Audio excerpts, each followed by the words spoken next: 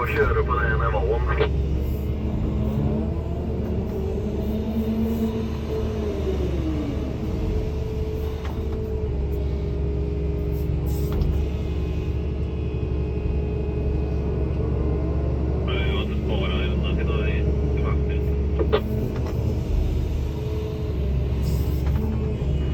Jag vet inte vad, men jag kan ha fått ihop på de 6 månader som jag jobbar nu med och känner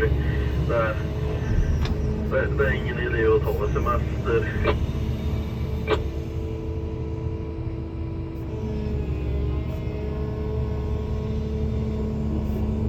En hemhus för en bara själv och det kostar massa pengar.